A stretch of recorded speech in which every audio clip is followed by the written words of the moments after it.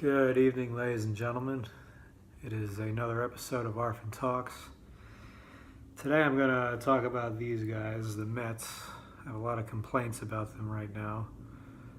The Mets just traded for Robinson Cano and Edwin Diaz from the Seattle Mariners, giving away Jay Bruce, who is nice to get rid of. Who else did they trade? The two minor leaguers, the hitter and the pitcher. And, they gave away somebody else. I can't even think of who it is right now. I'll probably think of it later. It's Swarzak, right, yeah. No wonder I forgot who he was. Every player in that deal, I'm happy to get rid of, except the prospects, because it was unnecessary. And nobody wants Robinson Cano. So the Mets really getting themselves forced to give up prospects is just them getting screwed. That said, I'm not upset to see them go because one of the Mets prospects ever good, especially an offensive prospect. As of now, we have a major league rotation, so don't think we're going to miss any of the prospects we gave up. They usually amount to nothing. And in return, they get a stud closer. What does that mean? A stud closer who's going to be 25 on opening day, coming off a very gaudy 57-save season. Great ERA, blah, blah, blah. Been good for a couple of years. And Robinson Cano. 5 years left on the 36-year-old future Hall of Fame second baseman's contract. Should definitely still have something in the tank. And I see why a Met fan would think the Mets are a better team right now, but it just seems stupid. It's just, any time you get stuck with a fat cat, how many of these 10-year contracts work out? None of them do. Especially in the final 5 years of the deal, which is only what the Mets are getting, and they only got back $20 million in the deal. I mean, it's just unbelievable. They hired this new general manager who was the agent for half the team, and now he's not their agent anymore. Now he's in charge of trading them, and he's got a finger for the trigger, for sure. It's funny getting Cano because he is by far, out of all the former Yankee players to come to the Mets at some point in their career, after former Yankees. Cano is by far like the best one they've ever gotten. I can't believe Robinson Cano is coming to the Mets. It's anything you want about his age. It's just the fact that we're going to be looking at this guy. I mean, this is a guy who would have had his number retired with the Yankees. He'd stayed.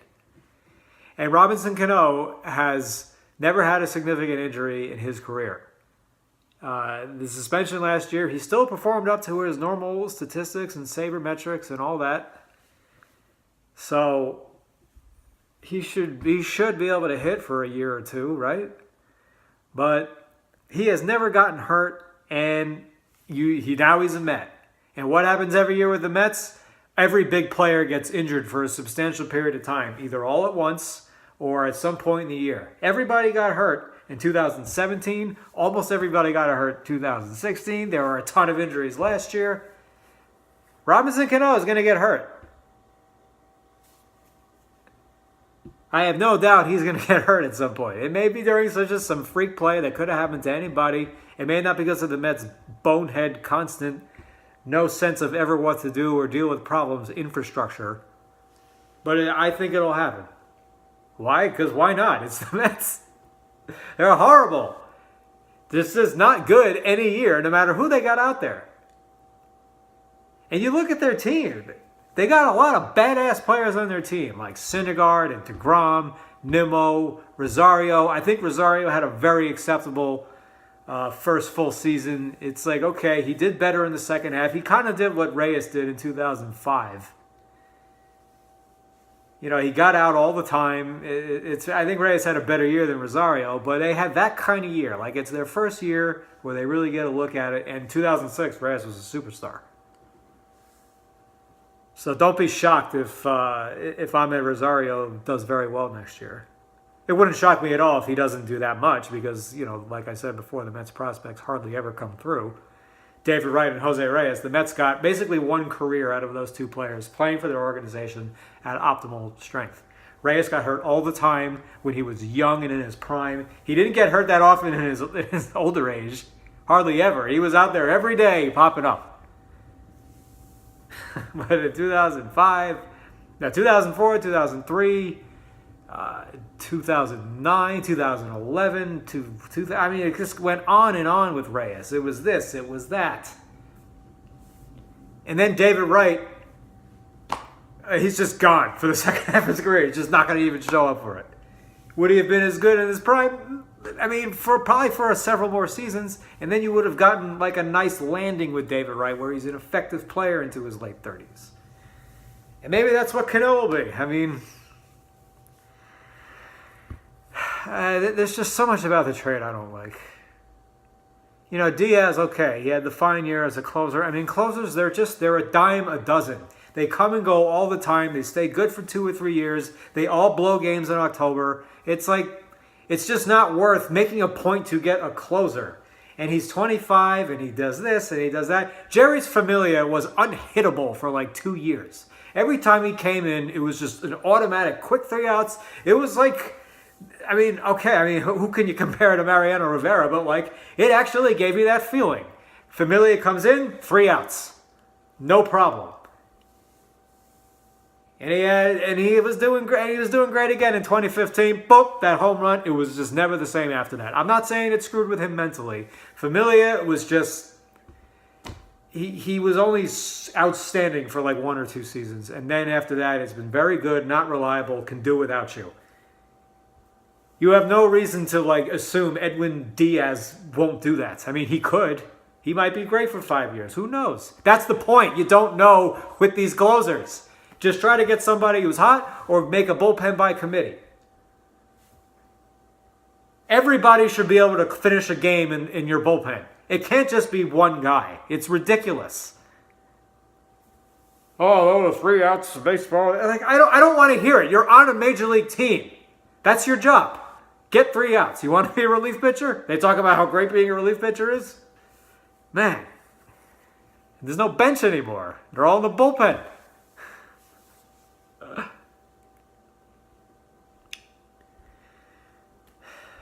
And then and now I'm hearing that Syndergaard, just the fact that they're even saying his name and trade like within 1,000 words of each other is outrageous, especially when you just made this trade for Cano and Diaz. Cano being older, it's like you're trying to go for it now. So go get somebody else. You don't get rid of Syndergaard. I mean, you're not going to trade Syndergaard for prospects just because you gave away the prospects to get a player you need to win now with. So you trade another player. I mean, you're replacing Syndergaard with Cano and Diaz. It is completely idiotic. You know, Syndergaard, he's got a couple of weaknesses. The running game, I mean, thank God this wasn't like 20, 30 years ago, back when stolen bases were significant to people. It would be such a crisis if he had to pitch with guys running all the time. They run on him a lot as it is. It's a liability that he can't hold runners on, but and it's also a liability. It's not, well, no. This is the mental thing. You see Syndergaard, it's kind of obvious when he's getting a little rattled. So as he gets older, he learn to deal with it, but this guy is a beast of a Met. Not just a beast. He's a beast of a Met. And so is DeGrom. They talk about maybe trading Wheeler. It's so tempting to keep Wheeler now because we saw what he did for the last 3 months of the year. He was better than DeGrom in the second half. He was better than just about everybody. He was lights out in the second half and nobody noticed. But Zach's issue has always been consistency. You know, when he got injured for 2 years, it was really for more like 4 years. Because it took him 2 years to figure out how to pitch again, including getting hurt more. But now that he finally, at 4 years, he finally like, okay, let's pitch. And he was great. But who knows what he's going to do next year? He could get hurt again. He could just be mediocre. I mean, it's... If you offered me a proven, established player, meaning someone who's been great for like 4 or 5 seasons for Wheeler, that I could do. I could do that. Same thing for Mats. I mean, you kind of just have to take a lot less for Mats if anyone wants him. Does anyone even want Mats? I mean, yeah, you know what? He wasn't that bad last year. You get fooled by the 1-loss record, the most irrelevant statistic in baseball, proven by Jacob DeGrom, like beyond any doubt. Wins mean nothing. They shouldn't even show it anymore. Anyway, I mean, it's tough. It's really hard being a Mets fan. You got this terrible infrastructure, and they have a great group of guys right now. They're all badasses. All the guys, like Nimmo, the guys I said before, they're badasses. Even Cespedes is a badass. He's a dumbass too, but Cespedes is a badass. We're all pissed off about everything, the way it's gone on with him. God, things change so quickly. Look, let's just not at least forget why we fell in love with Cespedes. He was incredible as soon as they got him. He carried them, and it's been a shit show ever since. Murphy.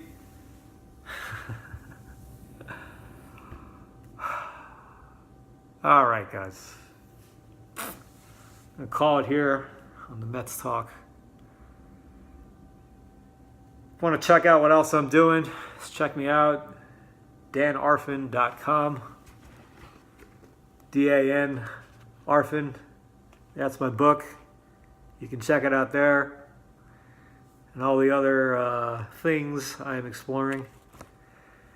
Perhaps we'll talk Mets baseball again soon. Perhaps we'll talk about something else. Until then, adios.